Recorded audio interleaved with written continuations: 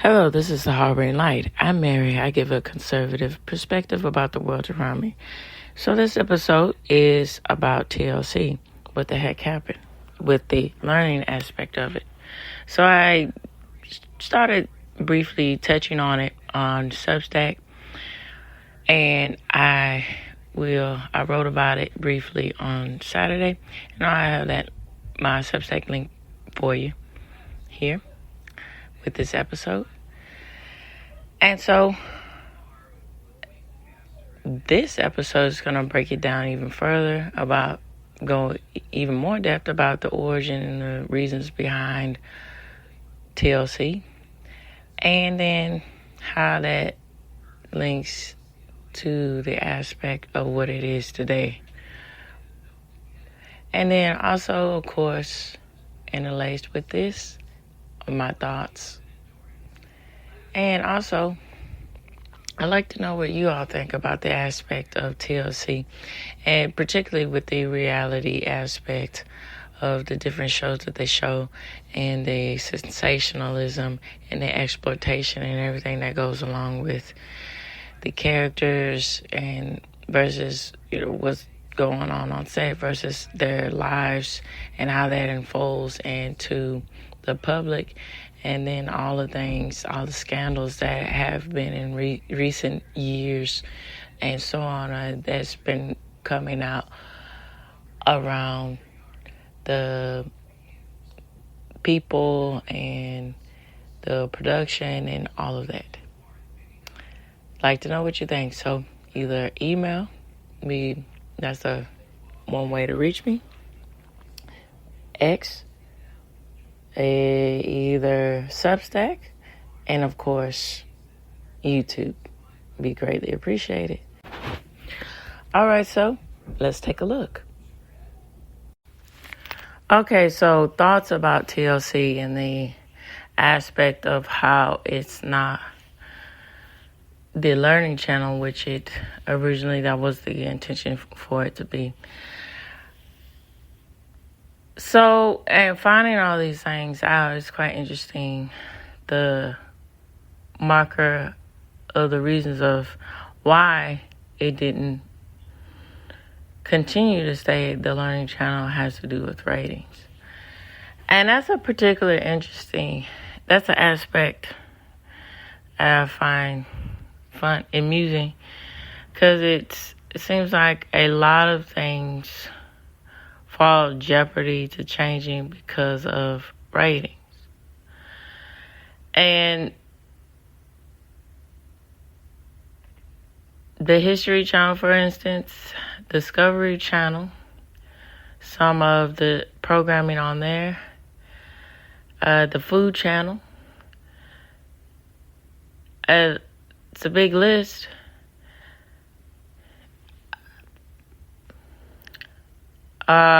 All in the category, too, of revamping, rechanging the intention of the network due to ratings, due to what is in the demand, per se.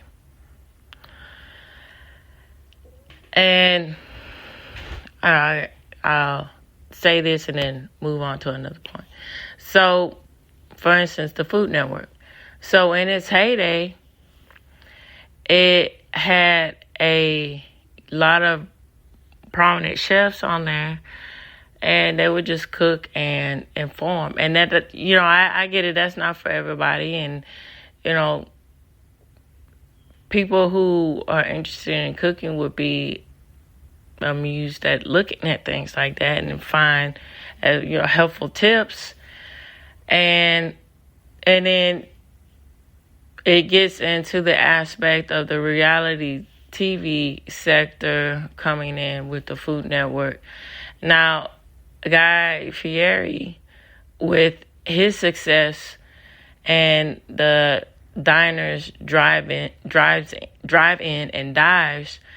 Now that's a unique blend to me, as far as the aspect of Andrew Zimmer too, with informing and then also going out to the cities, countries, well, particularly with Andrew Zimmern, countries, but more along the lines of Guy Fieri going out to the places that he finds interesting and then promoting those aspects of what he finds good with food and what he finds good on the road as far as travel. And then also pointing out the aspect of the importance of travel, and then what, as far as food, hidden gems that you can find along the way. And that's one thing. But it's a whole other field when you get into the aspects of, scripted television and then trying to pass it off as real. And so I find it quite, here we go, it's not interesting. I mean, it's just, I can't help it. I like that word. It's just, these things are interesting to me.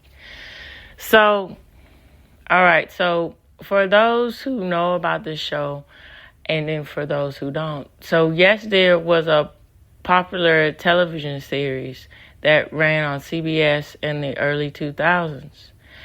And so the main character, they had an ensemble cast, but the main characters that I'm focusing on is Greg and Kim Warner.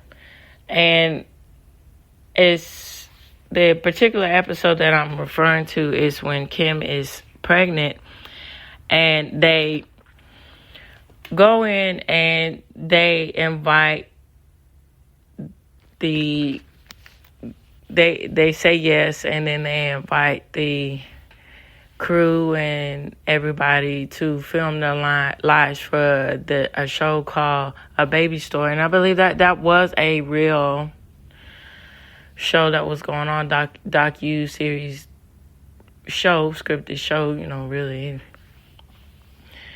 that was airing in the early 2000s. Okay, so now it's just one of those things that is great when you break everything down with the aspect of comedy. It's that shedding a lens on or shining light towards uncomfortable issues, but using humor to get to the next level so you can address these things, talk about these things, think about these things, and so on. And so they use humor to address the aspect of what really typically happens in so-called reality TV, but reality TV that's scripted. The aspect of the families bickering with each other, the aspect of the heightened drama, and then the aspect of rivalry that goes on, and a forefront that plugs into the aspect of which I was addressing a little bit on Saturday when I was giving the foreground for me talking about and going more in depth about the aspect of TLC and the origin and the beginnings of the human nature of the particularly when it goes into the division between families and the emotional aspect of who's important, who's more important, and where everybody needs to be as far as the new arrival of birth, and the aspect of who's important versus who's not important, and figuring all that out and heightening all that up, the drama up in order to produce ratings for the show. So as that's a good enough excuse to go in and sensationalize something when, the nature of birth and the act of giving birth is a beautiful thing, and then it's something that shouldn't be tampered with. And so, an even greater example is in going back to yesterday, is when Greg's father says this sob story about that he knew his grandmother or our aunt that raised him, and her name happened to be Emma, right? And so he purposely said these things, and then he orchestrated everything, and so his son and then his son's wife would hear this and then feel empathy, which is a normal reaction to have in order to get what he want, and which he wanted is for his granddaughter to be named Emma. And the only reason how they found this out is because of the network sending them extra footage, and that happened to be on the B-roll, as they say, or the cutting room floor, as they say. And they found out that they edited that out in order so they wouldn't know the reality of the situation, that he just faked that story in order to get what he wanted. And then, that pinpoints also to the aspect of a lot of things that happen in TLC that has been noted to publicly noted, talked about and addressed too, about how a lot of these situations aren't true. They're just sensationalized for TV. And then, for instance, the aspect of 90 Day Fiancé, just in itself, that concept is outrageous, because the process alone of how they are explaining and then talking about the K-1 visa and how all of that works and how the lives of these people are going, honestly, that doesn't seem all that legal, and it seems like there's a lot of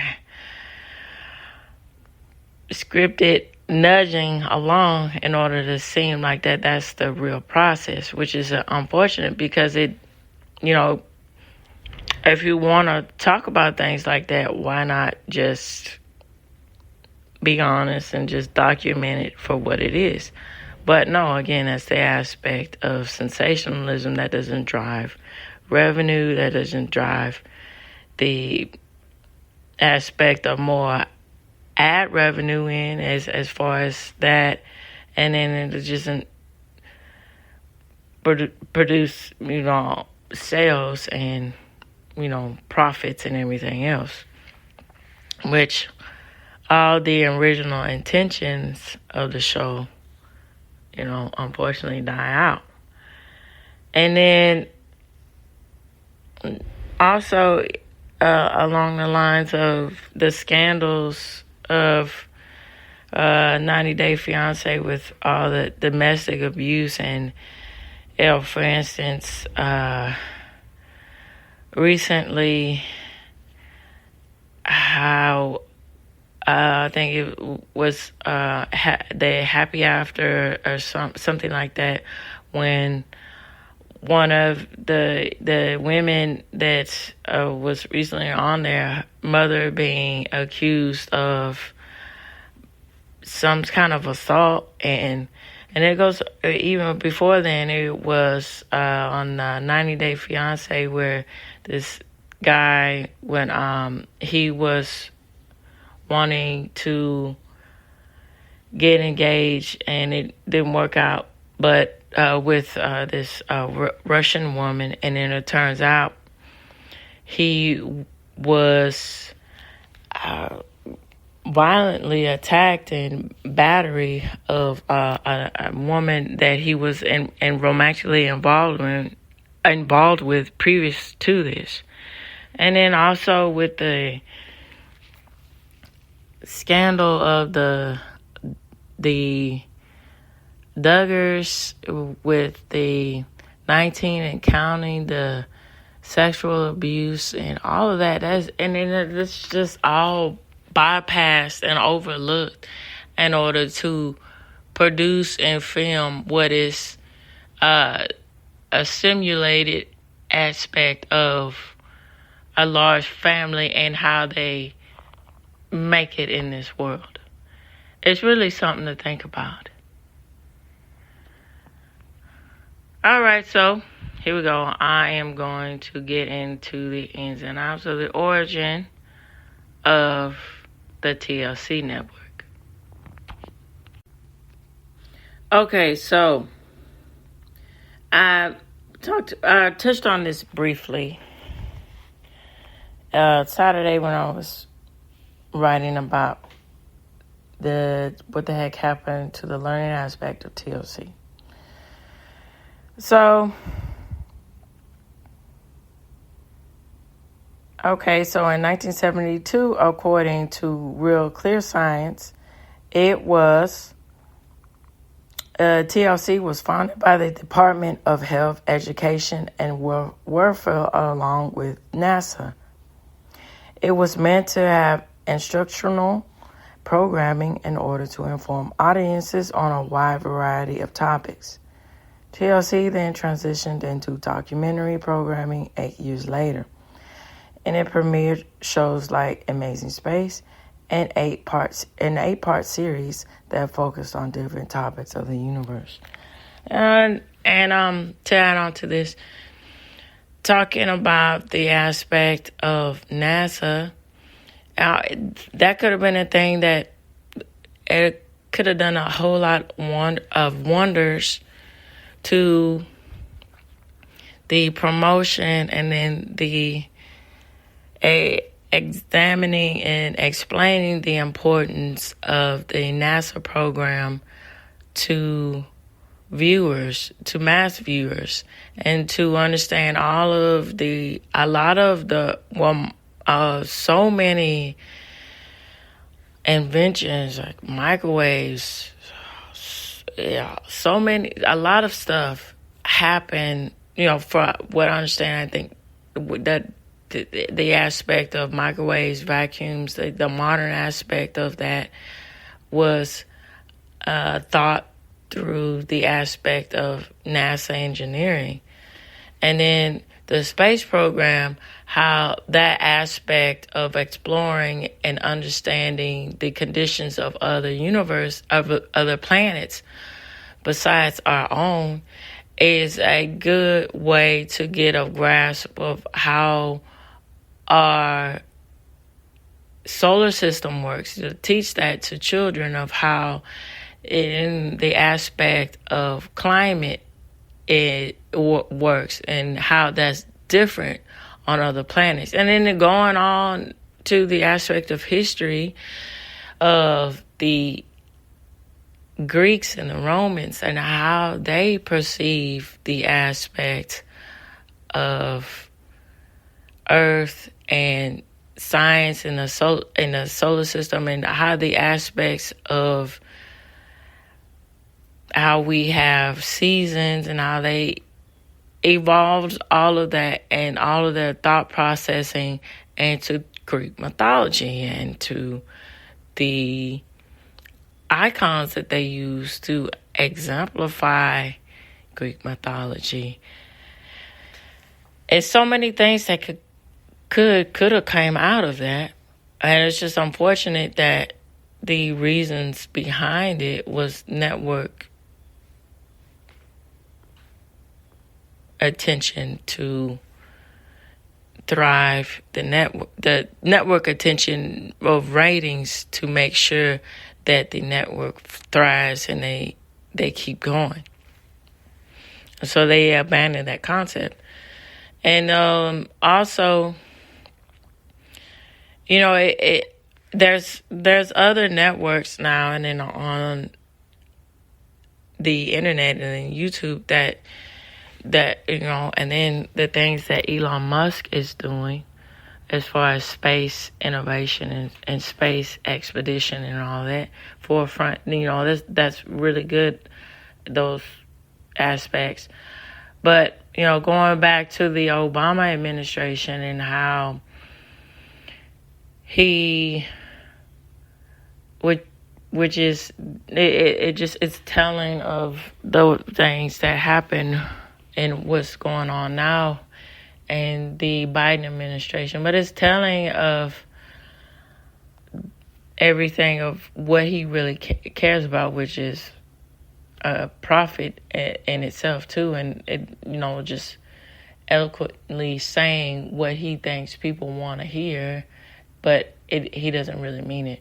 So that it's a good evidence with justifying that the space program doesn't need funding, but all these other things need fund. The bailouts and everything that happen. That's necessary to the aspect of the to see both sides, the aspects and the relevance to the economy, but also you can't ignore that there's other ways in order for businesses to get back on their feet. So you got to look at that too. Is that really necessary to bail them out first when it's all these other things that could be useful in the production for society? And even more prevalent with the NASA program, how that is needed and still needed in order to really emphasize the importance of science and how that shapes the welfare of a society. And yes, it's unfortunate now that we're in a time where science is mistrusted because of, unfortunately, the key players at hand having nefarious attitudes towards science instead of science being what that is, discovering the truth and then going to the next level of improving people's lives.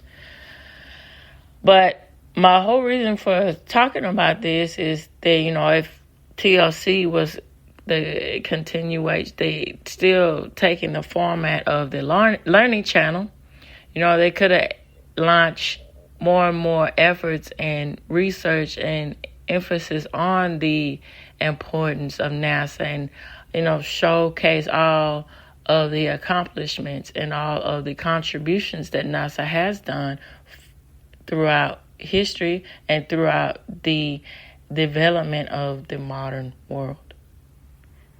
All right, so I am going on to talk about TLC and how it evolved. So the TLC logo symbolizes the energy and passion with which the brand approaches its work. At the same time, it conveys the goal of the channel to inspire and entertain the audience with diverse content. The visual softness of the emblem indicates that TLC aims to create a comfortable atmosphere for viewers. So TLC was launched in 1980, particularly October of 1980, under the name ACSN. The learning channel to broadcast documentary films about nature, science, technology, medicine, history, and all of these things. Its ratings were low due to the academic delivery of information. So the channel decided to abandon educational programs and started showing entertaining shows. And particularly to go into this, Warner Brothers Discovery, the company founders, and then the headquarters, Maryland, of United States, of course. Okay, so among its television series are Hoarding, Buried Alive, about people cluttering their house with trash, Long Island medium, about a self-proclaimed psychic, and my 600-pound life, but the life of those who suffer from pathological obesity. One of the most scandalous was the reality show about a large family, as I was mentioning about the Duggars with 19 and counting, and this is the 17 and counting. So, meaning and history. All right, so the original TLC logo reflected the initial name, the ASCN, and that has to do with the Appalachian Association, something like that, network. So the Learning Channel, the new abbreviation consisted of letters T, L, and C, and appeared on the emblem only in the 90s, when the brand was renamed and the emphasis shifted from educational programs to entertaining shows. So TLC should be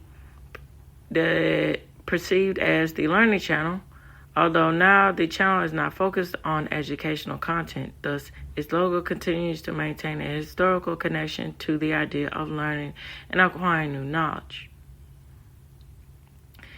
TLC is the cable that broadcasts in the U.S. and Canada, and as I mentioned before, it's Silver Springs, Maryland, is which the headquarters is located in, and so it became a part of Discovery.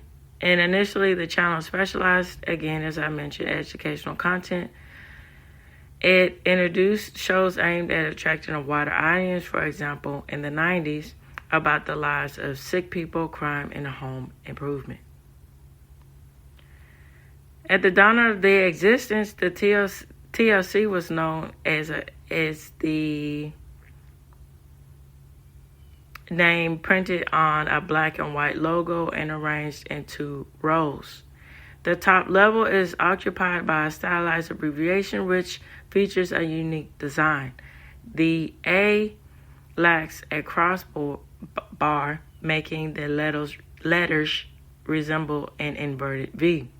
Then the parallel lines from it extend to the left. They symbolize movement, progress, and the expansion of knowledge. The C and the S are connected, reflecting the integration and the connection between different aspects of education. The phrase "the Learning Channel" occupies the second line and is placed between two horizontal bars. It is done in a bold sans serif font. Some of the angles are round. So in 1984, the abbreviation was removed to the brand's name. Now the phrase "the Learning Channel" is divided into 3 lines and it doesn't have an underline. And the TLC are executed in capital bold sans serif. All other letters are lowercase, semi-bold, and have short serifs.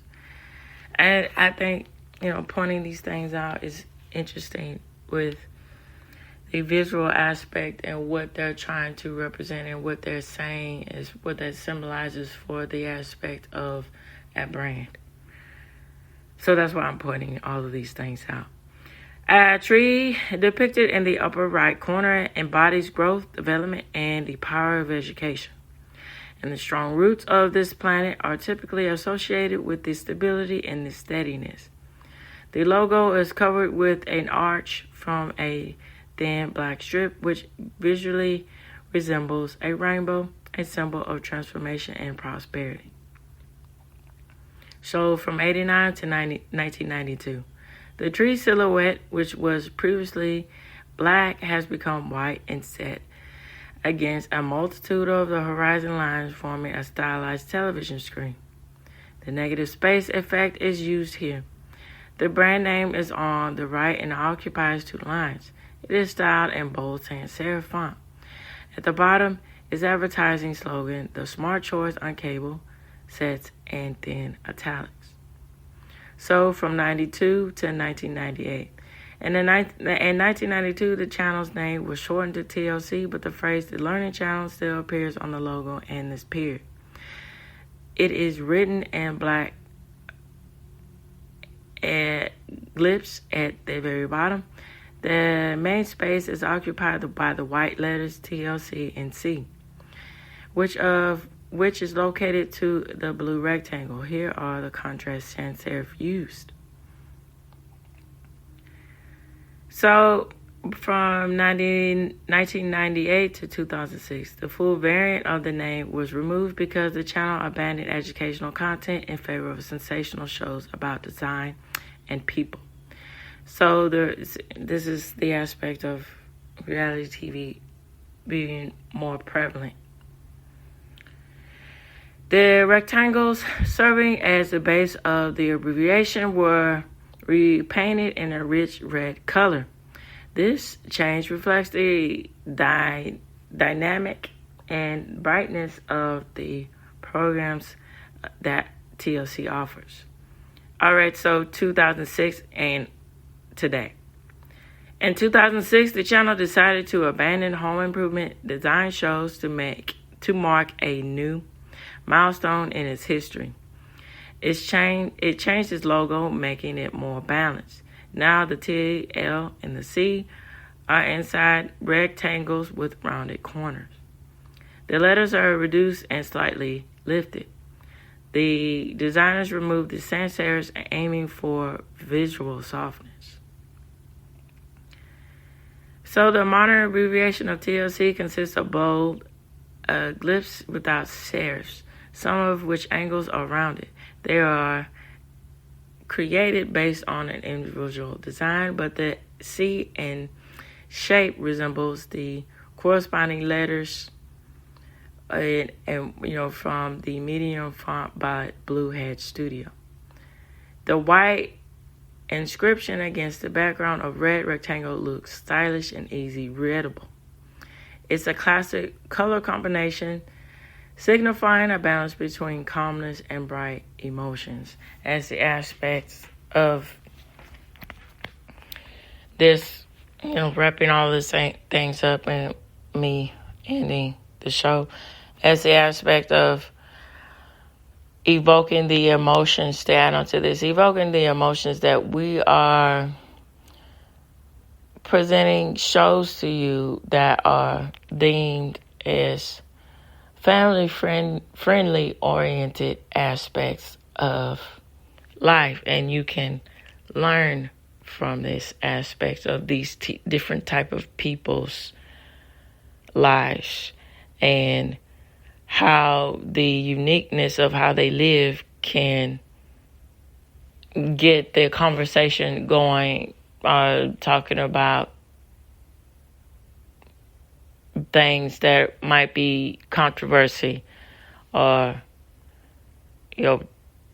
to address, and we want to address these things so we can get that in a mainstream thought, which in reality is just a thing to market on and make profit on and all of these things, instead of really sticking to the roots of learning and then growing from there. And, there's nothing wrong with, that's a great thing to have capitalism. It's very, very suitable and very needed for the production and the aspect of the success for a society. And people who don't believe that, well, hey, let me tell you, the alternative is much worse. And then people who have lived through that, and which I'm addressing, is communism and dictatorship, things like that. And then people who have lived through those things and they were fortunate enough to come to the U.S. or go to other countries that don't believe in that and thrive and succeed, they'll tell you forefront, that's not the way to live, communist and dictatorship and all of that. So that's besides the point of me talking about. That's not what I'm really addressing, capitalism. Or what I'm getting to the heart of the matter is not doing corruptive things in order to gain a profit. Just actually taking the time to do things the civil way and the suitable way in order to, reach your goals of learning. If just figuring that process out instead of just going 3 sheets out in the wind and 3 sheets out into the discovery in the sea and just going all full out there and sinking down and then coming back up with garbage. All right, so I also like to know what all of you all think about the aspect of TLC and how that's prevalent in the viewership of society. What do you all think about TLC and the shows that are on TLC? So you can either reach me through email, your Substack, through X, and of course, YouTube. It would be greatly appreciated. All right, so this reaches the end of the Harboring Light. Tune in, turn up, and absolutely take care out there. Bye-bye now.